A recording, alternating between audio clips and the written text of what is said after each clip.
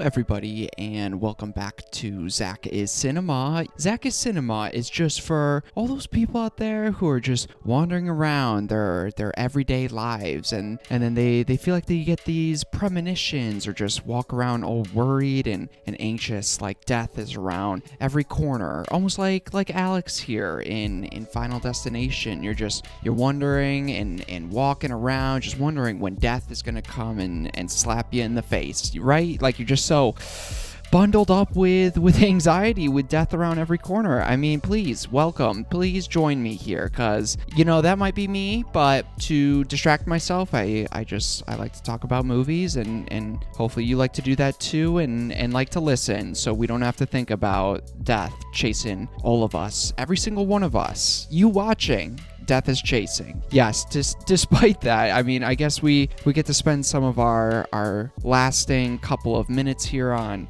Earth watching ZakIsCinema. So, I mean, what place would you rather be in, people? Okay, so welcome. Yes, today we're going to be doing another movie review. So we're starting a new segment here. So let's just jump right into it here. Today we're going to be reviewing and discussing Final Destination, the first one that came out in 2000. So for Final Destination, for director, we got our boy James Wong here in one of his earlier movies. For writers, we got Glenn Morgan, James Wong, and Jeffrey Reddick. Starring in Final Destination, we got Devon Sawa, Ali Larder, Kerr Smith, and Tony Todd. So the plot for Final Destination follows Alex, a teenager who has a terrifying vision of him and his friends dying in a plane crash. After preventing the accident, he soon finds out death is hunting them down one by one. So as we hop into this review, these Final Destination movies are such a special franchise and movie franchise to me, and that kind of helped shape my love and passion for horror. Whenever I was able to start watching movies on my own, and ZakIsCinema didn't need his parents' permission anymore, I remember horror franchises like this, like Final Destination, Saw, and Insidious, were kind of those first couple of horror movies, those first couple horror franchises that really sent me on this journey of loving horror and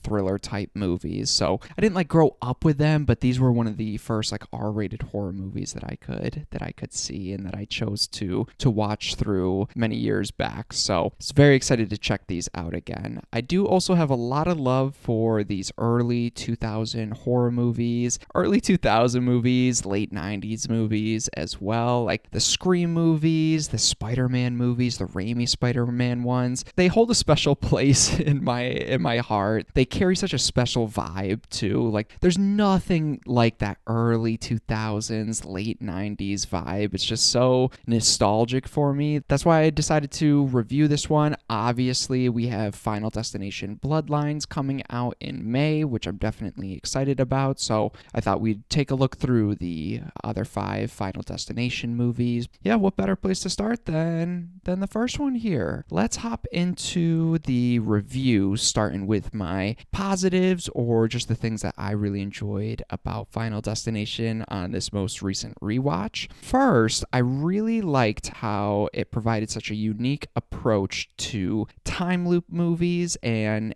what this brings to that kind of subgenre and this time loop element in these horror and slasher movies. I think it's such a simple yet genius twist on a time loop movie, because it's not even full time loop. It's just our main character Alex that we're following has this premonition, this vision, where he feels like he already went through this horrific plane crash event, but then wakes up and tries to warn people. So in a traditional time loop kind of action horror thriller movie, you'd have the characters repeating the same day or repeating the same event, but this one and it sets it up that way, and it doesn't do the time looping throughout. I like how I noticed that on this rewatch, is it is a time loop movie, but at the same time it's kind of not. It's just that time loop element is really just brought to kick things into gear for this movie. So I like that little twist on what is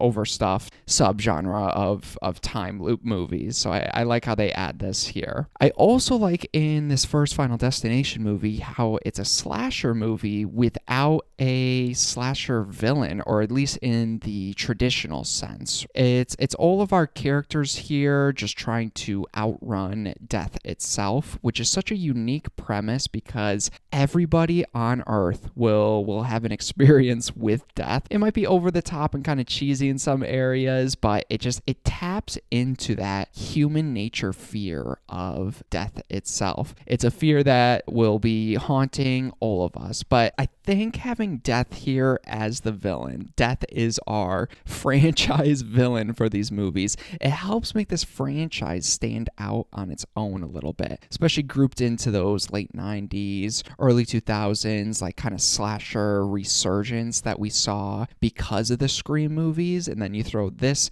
movie franchise in, it kind of stands out on its own, even though it's going for that similar vibe, not only in this movie, but just through the franchise throughout. Next here, I like how the characters and Alex and everybody that we're following here, it starts off with that plane crash, and then all of our characters here have cheated death. So now death is trying to right that wrong and hunt all of them down. It kind of helps with the pacing of this movie because it always has that impending doom element. With this one, our characters are running from death, and there's not really a way to stop death. That's impossible, but they're just trying to find new ways to avoid it and maybe cheat it. So again, it helps with the pacing, but it also helps with the tension as well, just having that constant looming threat of death itself following all of our characters here. And also, I love the opening plane explosion blow up scene. I mean, that is such a crazy way to start a movie that really hooks you and engages you.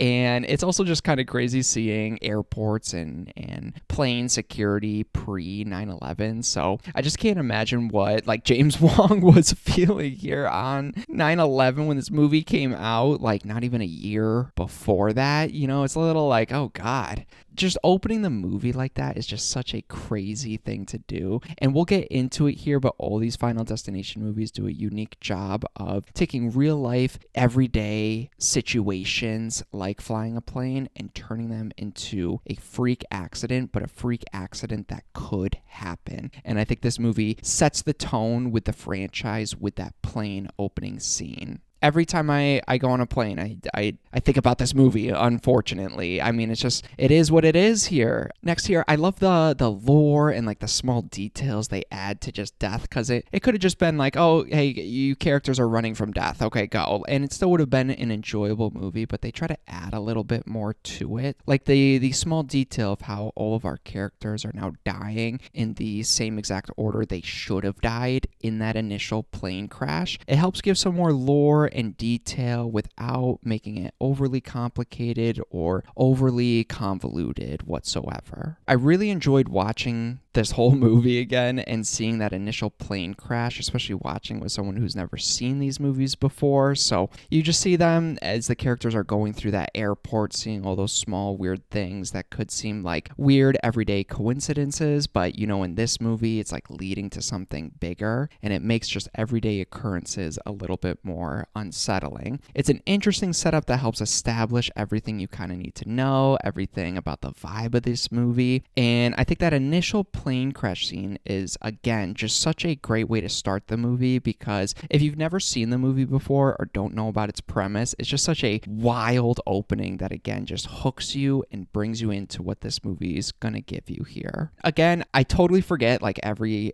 time, but spoilers here. I mean, it's been out since 2000, so that I feel like that's just kind of a given, but I'll do better next time, people. I I always forget. Next here, I really enjoy the character of Alex and how after he gets that first premonition or vision after the plane initially exploded and then he wakes up, he has this very realistic response to it and more of a mental breakdown after he wakes up and is trying to warn people and nobody is listening to him. And I think that's a smart choice because they could have just had the character being like, oh man, I had this like crazy dream, but instead they give it this realistic response from our character of Alex. I mean, imagine seeing something like that. I would freak out. And that's exactly what Alex does. And I think the movie sticks with that too and helps make the responses of everyone else seem much more better and much more realistic. Because after Alex and some of the other high schoolers there are removed and taken off the plane and it actually blows up like Alex said it would, all the characters start looking at him, and that would just be so sketchy on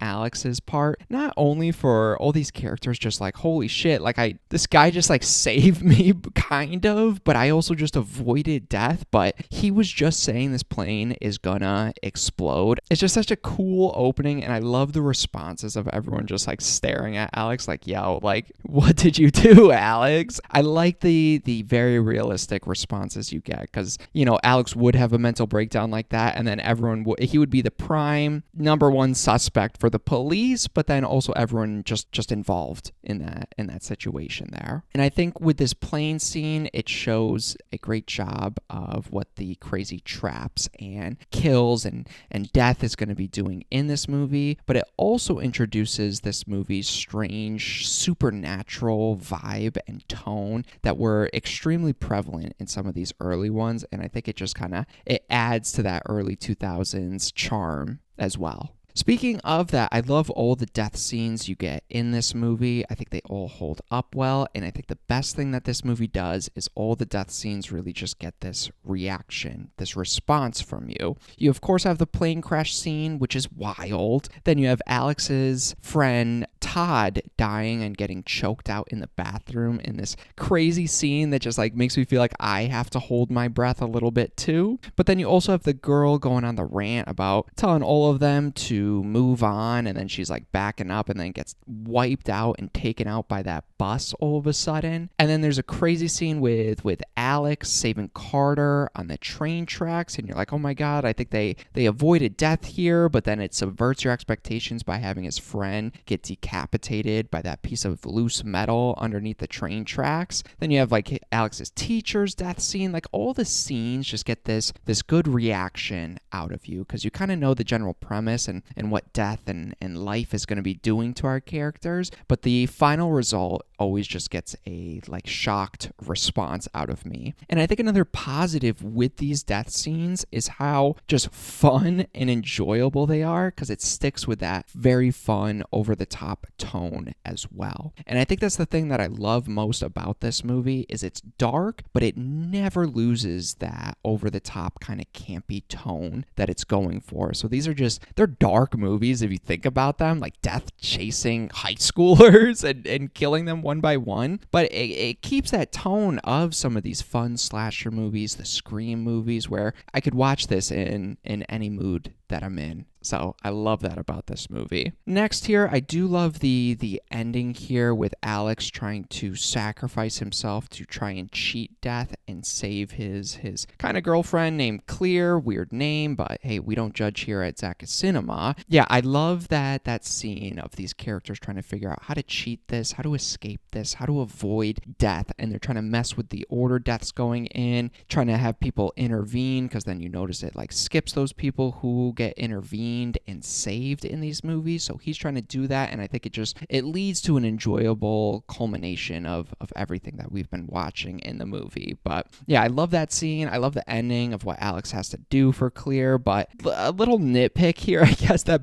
Alex battling the electricity with a shovel just always makes me laugh, and I forgot about it until I watched it again here. I'll put a clip of it, but it's just so it's so funny, honestly. And again, sticks with that tone. It's just fun. It's a fun movie. And lastly here, kind of a positive, but I guess maybe a mixed positive is Tony Todd. I love Tony Todd. I love him in Candyman. I love his voice, his presence, especially that he brings to this movie. And I love the one scene that he's in because I think, honestly, it's one of the best written scenes in the movie. I think all of Tony Todd's scenes in this franchise are some of the best written of all of these movies. But I wish he was in it more, especially in this first chapter. I think he can deliver those great exposition scenes, but it never comes off as just like the movie pausing to take up space for this exposition scene. I think the way Tony Todd kind of carries himself, he can deliver that without me kind of rolling my eyes a little bit here. So I do just wish he was in it more, but I love the one scene that we get with him in this first movie. Now, next here, let's jump into the negatives or the things that I just didn't really enjoy on this most recent rewatch. First, none of these characters are all that interesting, unfortunately. I mean, I like Alex because that's who we're following. He's a nice guy. We're with him from the very beginning, and he's trying to save people off this plane. So you're like, he's a nice guy. He doesn't seem like a dick or anything. But besides that, there just really isn't many characters I really connect with or connect to. I just more have fun with the premise watching these characters try to avoid death. But besides Alex, Todd, and Clear, the rest of them are just kind of dicks that you want to see die. And then even with Todd, Alex, and Clear, you're not all, at least to me, I'm not all that connected or invested in with these characters' journeys. I'm just kind of seeing like, if they die, they die. If they avoid death, good for them. I hope I see you in the next movie. So next here, I think there's some rough and cringy dialogue scenes throughout this movie. And I think that's what makes me miss Tony Todd more in this movie, is because he could have helped with more of those exposition scenes or those explaining the lore of death itself. I think you could have used Tony Todd a little bit more. There's an awful scene with Alex, I think in Clear's like garage, but it looks like half an art studio, and they're looking at art together, and they're just discussing the art, and Clear's discussing how this weird question mark piece of metal with a bunch of holes in it reminds her of Alex because he's not even sure who he is. And it's just like, what is this scene? Some of the writing and just the delivery of it is just, it's so goofy and so cheesy. Again, minor nitpick here because it keeps up with that fun tone. Just some of it is kind of lazy and heavy-handed, if I'm being honest here. Next here, minor nitpick with Alex himself, but he makes himself look sketchy as hell. If we weren't put into this character's shoes of him seeing that premonition, I would have thought he did the plane accident there. I would have thought he planned that because he just looks so sketchy ever since after the plane explosion. For example, there's a scene of him running back to his teacher's house after some of his friends have already died, and he's like running back to his teacher's house and like runs in there and is like holding the knife like he's like Michael Myers, and then he like freaks out and runs away with his fingerprints all on the knife and his bloody footprints throughout the house. I'm like, bro, Alex, like, just stay at home, bro. Like, first of all, you're gonna get killed. Second of all, the cops are after you. They think you're doing this, and Alex for sure just does not help himself. Our boy Alex is getting himself into some serious trouble here. Lastly here, kind of a bigger negative for me is I totally forgot about this too, is I just don't really enjoy that epilogue part of the movie. I think it ends just fine. It kind of wraps everything up for the movie, but then you get this like 5-minute epilogue scene where for whatever reason the movie decides to jump 6 months in the future for no reason at all, and it follows Alex, Clear, and their other friend over there taking a trip to Paris, all drinking and laughing together, having a good time, and then out of nowhere, Alex just brings this whole thing up again, like, hey guys, remember, death's on our ass, we can't relax. And he's just explaining the rules and the lore to us, and they're there talking about how death skipped over Alex even though no one intervened, and then they all start like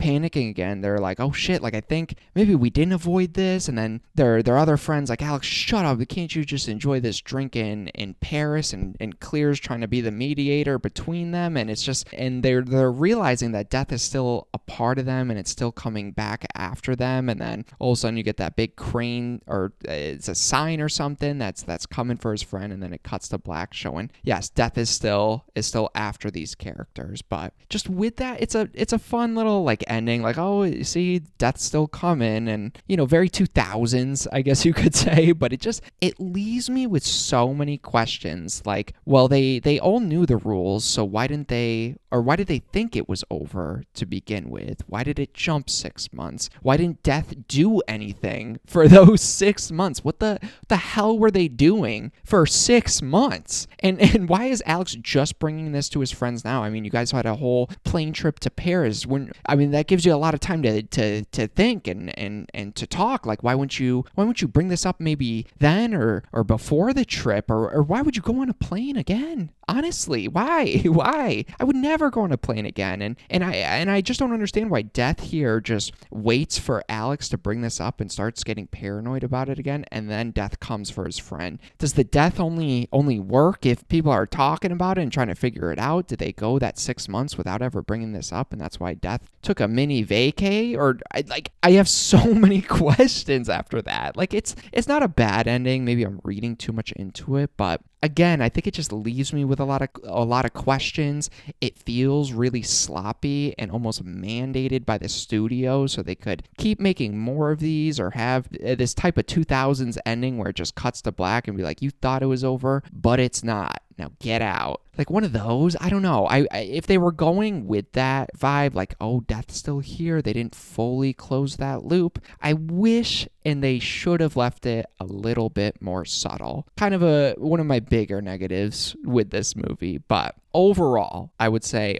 this is such a fun, crazy, and a unique horror slasher movie that is full of that late 90s and early 2000s vibe. I think it brings a unique twist on a horror franchise, and it's one of those comfort horror movies for me that I could just watch no matter what mood I'm in. I know I'm going to have a good time with it. For my rating for this movie is, I don't own it just yet for my collection. However, it is one I would like to own and purchase, but I'd probably only do it at maybe a discounted price. I'm sure it's discounted now. It's been out for about 25 years, so I would still never pay full price for this movie, but I'd look to own it at a discounted price. But you guys have my thoughts here on the very first Final Destination movie. Let me know down below, what do you guys think about Final Destination 2000? Let me know if you guys have watched it recently, what you think about it now. How does this stack up to the rest of the movies that we're going to be covering?